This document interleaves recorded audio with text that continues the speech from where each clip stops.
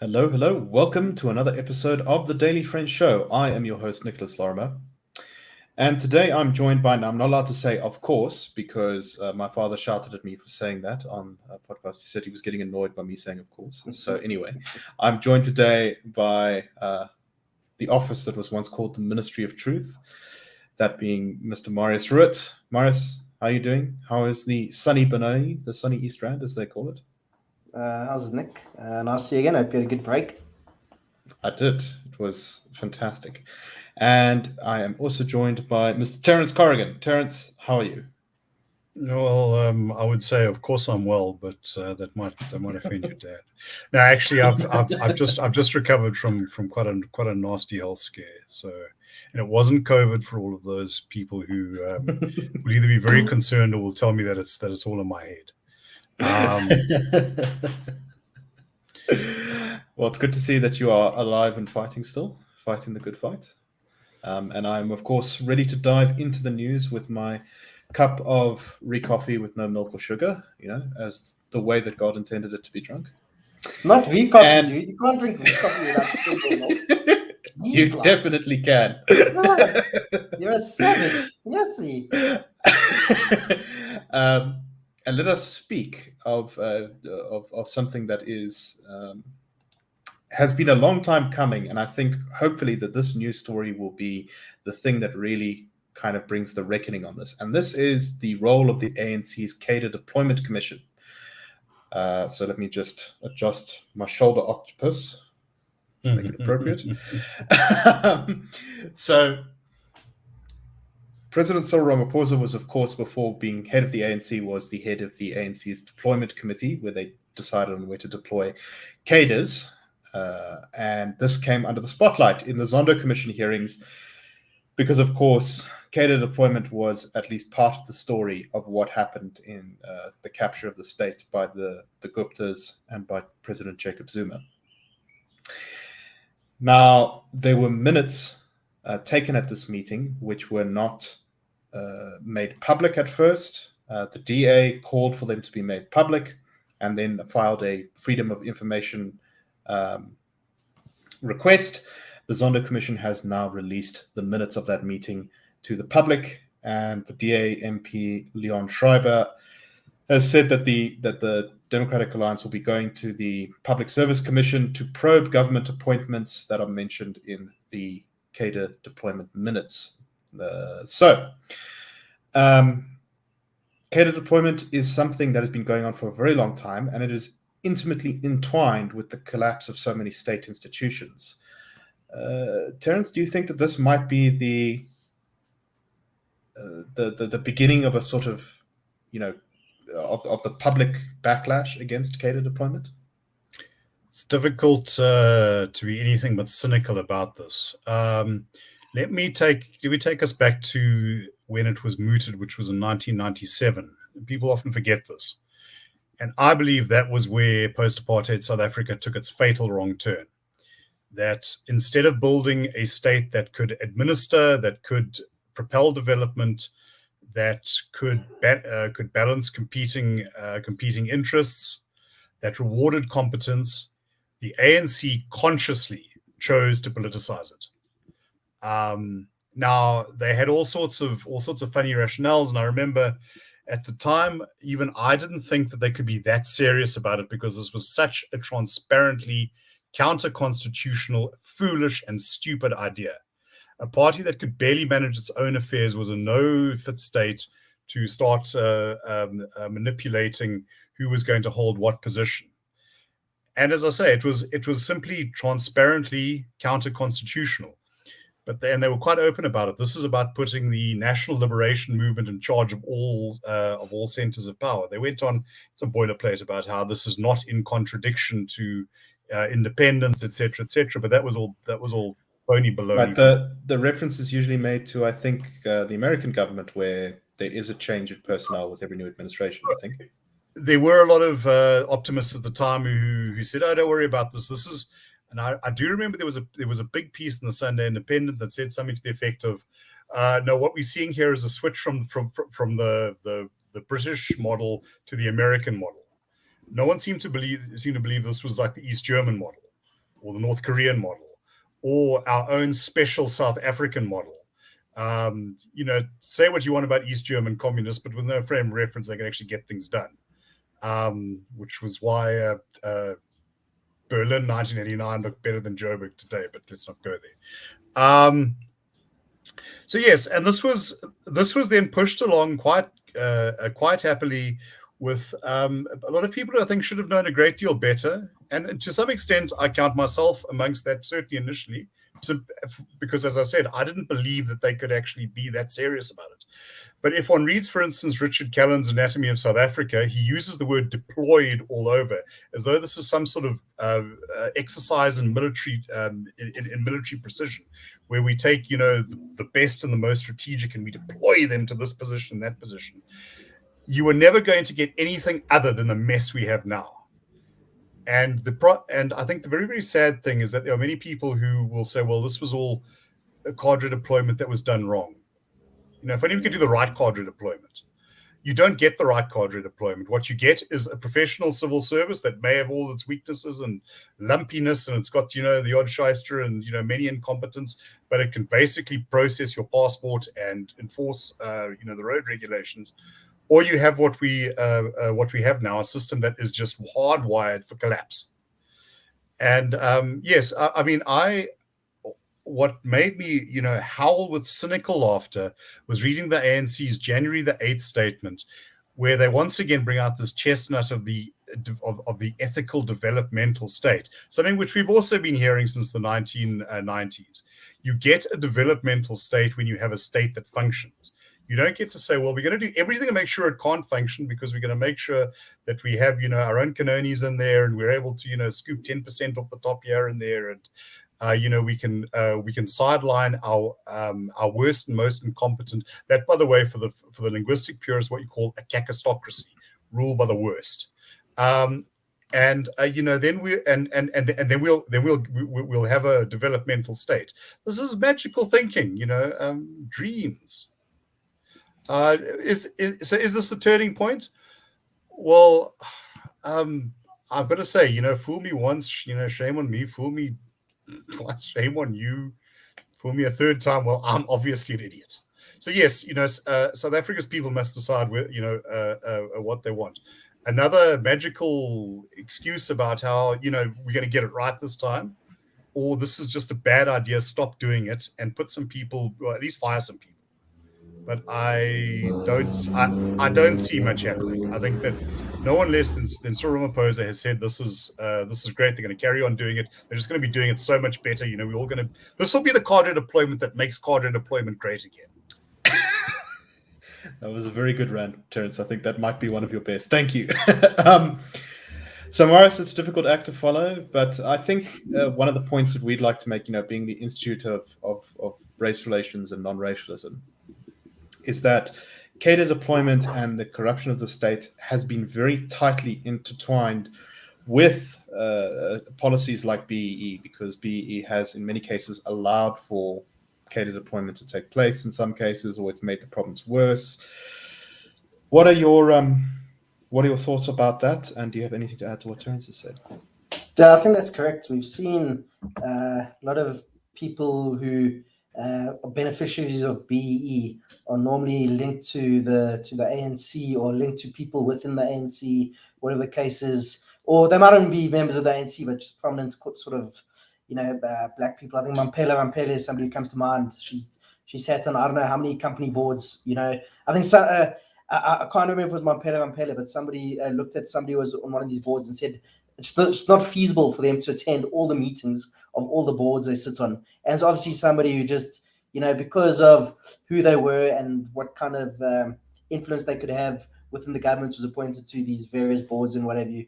So but I mean, also this whole cadre deployment, this isn't a bug of the ANC, it's a feature. I mean, the ANC, because of the history of South Africa, obviously had to be, very tightly controlled organization, especially after it was banned and went into exile and so on. Couldn't be thing that was diffuse. It had to be quite, strict discipline and so on because of, people infiltrating it. And it was obviously, it was in a war. Let's not beat around the bush. And I think, and it was also a lot of people that were influential in the ANC were trained in places like the Soviet Union, East Germany, which obviously communist or Marxist states or whatever you want to call it. And I think that kind of culture remained in the ANC, certainly in the 90s, and it hasn't really gone away. Even, under Thabo Mbeki, he famously spoke about democratic centralism, which is an oxymoron.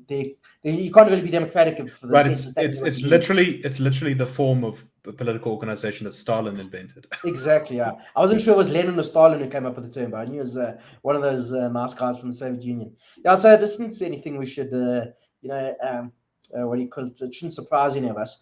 And it just shows you again. The DA's predecessor, the Democratic Party, they were basically the only organization that raised the alarm about cadre deployment in 1997 and 1998. And everybody, just said the DP at the time are being a bunch of, this McCarthyist, they on a witch hunt for things that they're making up things to fight and so on. And I think they've been proven right. And at the end of the day, who suffers the most from incompetent people being appointed to important positions? Your normal middle class guy sitting in Joburg or Cape Town suffers a bit, doesn't have electricity every now and again, but can insulate themselves from state collapse to a degree.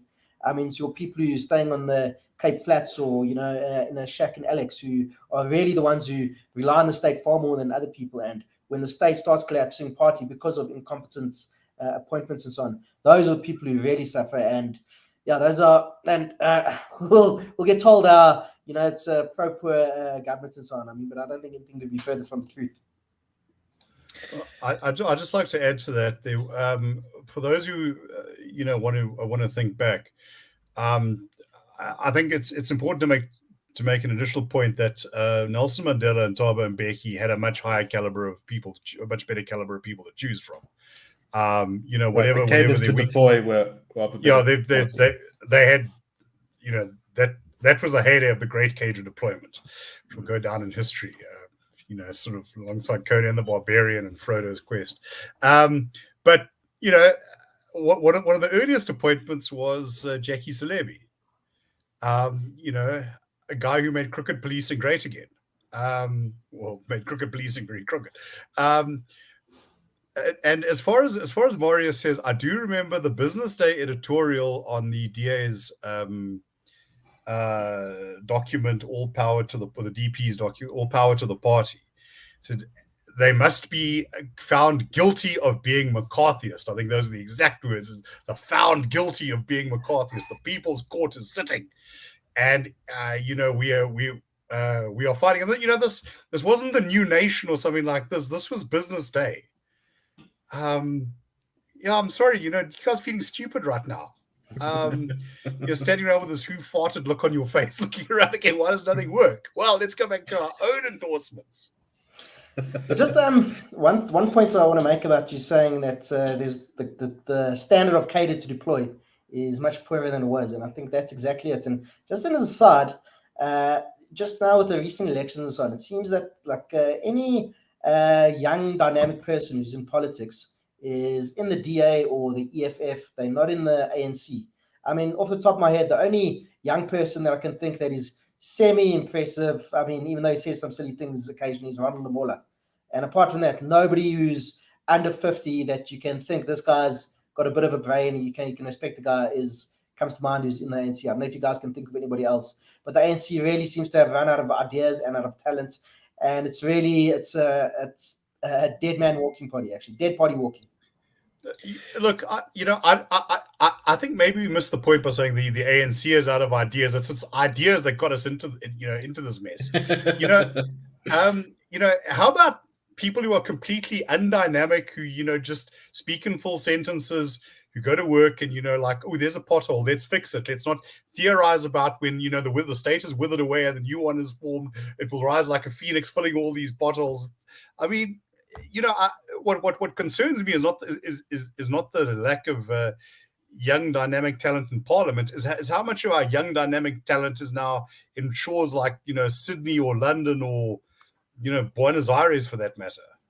I think if you're going from Joburg to Buenos Aires, you are jumping out of the frying pan into the fire, to be honest. But well, quite likely, but maybe that from the vantage point of Hillbrow, look, that doesn't look I've so been to bad. Buenos Aires. It's a very nice place, but gives you big Joburg vibes. Let me tell you that. Yeah, Argentina. Well, I don't know, or you sort of cousin end up across in the sea. Indonesia or Exactly. somewhere. But no, the point is, people who fight, who could be making a big contribution here, are making a contribution elsewhere. I mean, how many technicians with flat valves are putting up, cell phone towers in places like Guinea or the Congo? And we complain about our skills shortage, which is real enough. But if you're making sure the message you're sending is unless you're crooked and connected, you're not going places, then it's not just the super rich or the highly mobile. It's guy with a solid tradesman's intelligence who's going to like, ooh, I can do better over there.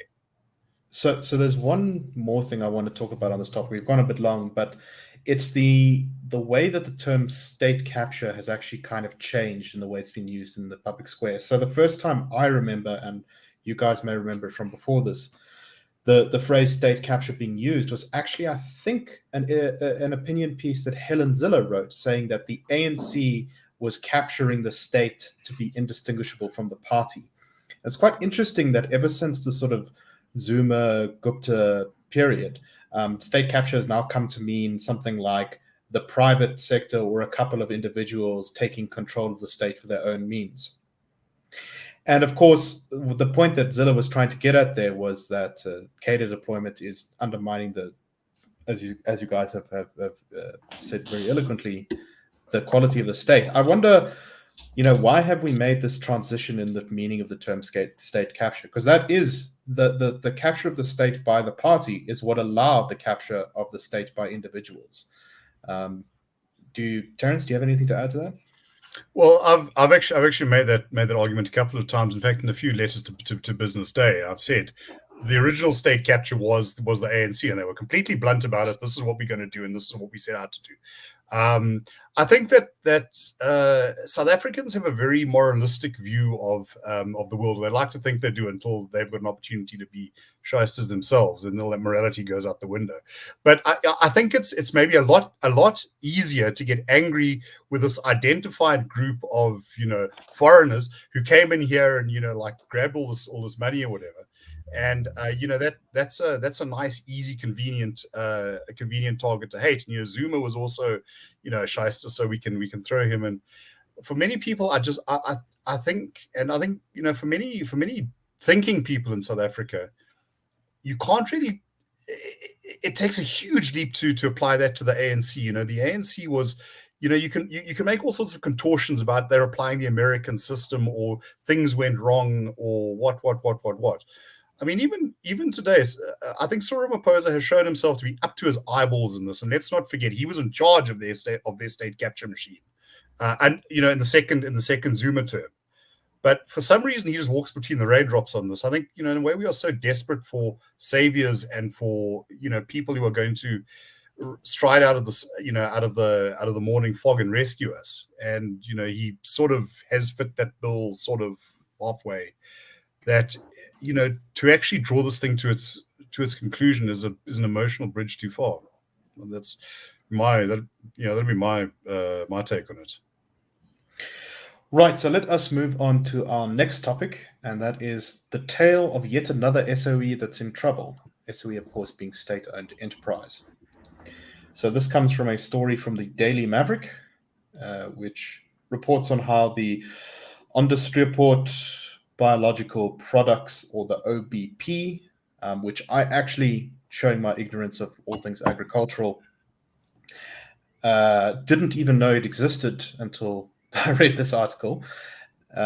This is a state-owned enterprise that provides a very large proportion of the vaccines for animals to protect them from various diseases that could ruin your livestock. And it seems to be in a bit of trouble.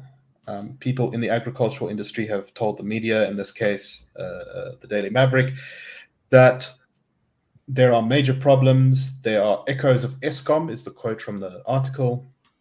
and that they now fear that with the very good rain and the abundance of parasites, diseases, ticks, that kind of stuff that have been created by the good year of rain, that a lot of their livestock in 2022 are going to suffer from disease as a result of not being vaccinated against them. Marius, what do you make of this? Why do you think this seems to be in the same trouble that so many of our other state-owned enterprises are in? Well, I think you answered the question. It's a state-owned enterprise, and we've been seeing. It's clear. I mean, there's very few entities that are owned by the states that do okay. Off the top of my head, I can only think of the Airports Company South Africa, which, from what I've heard, is also starting to flounder a bit now. And I was down in Cape Town over the festive season, and both Cape Town International and Ora Tambo are both looking pretty tired. And also, when I flew down to Cape Town, the carousel at Ora Tambo stopped working, the baggage carousel. So we actually delayed for a while because they had to manually load everybody's bags onto the airplane. So I think it's a symptom of, the ANC. It's got to control everything. There's no conception of bringing in other expertise or the private sector or whatever the case might be. And these things, and there's no consequences for failure either. So these things are going to continue happening. I mean, it's no surprise that this honest agricultural products or whatever it's called is failing. It's owned by the state. So what do we expect? And also from the article, it seems like there've been lots of problems there going back some time. There's been no consequences for anything. Nobody's got into trouble for it. So it's one of those things. And I think I've said it before on the show. The ANC is like the opposite of King Midas. Instead of everything what they touch turning to gold turns to shit, I think. That's one way of putting it. Terence, you said that you had some historical knowledge on this. You say that there have been problems pointed out about this particular state enterprise since the early 2000s. Yeah, look, the Onderstepoort was I think the premier center of agricultural research and veterinary training in South Africa. I have an amusing anecdote from when I was at school. A schoolmate of mine mentioned in class that he wanted to be a vet, and the teacher turned around and said, "How's your Afrikaans?" Because he was going to have to do his training there. The Mail and Guardian reported, and the report is still online, about 2002, that there had been a massive drain of research capacity. So they mentioned losing something like 200 cumulative years of research expertise, and something like 2/3 of the PhD holding staff that they had. I mean, that's massive. Now, something like Onderstepoort is not like Eskom in the sense that while the notion of capacity at Eskom still kind of leaves you with an infrastructure, the whole point of something like Onderstepoort is not its physical assets, but its intellectual ones. And if you are not rewarding that sort of thing, if you are not creating an environment where research is possible and rewarding, and when you are judged on that alone, these are highly mobile skills. Animal diseases are a big issue around the world. For those of us whose connection with agriculture is the sort of Shelford Woolworths, you've got to remember just how many steps this goes through. The outbreak of something like foot and mouth can cut your ability to export. And that's billions and billions and billions of rands. About 2 years ago, we had a shutdown of livestock auctions.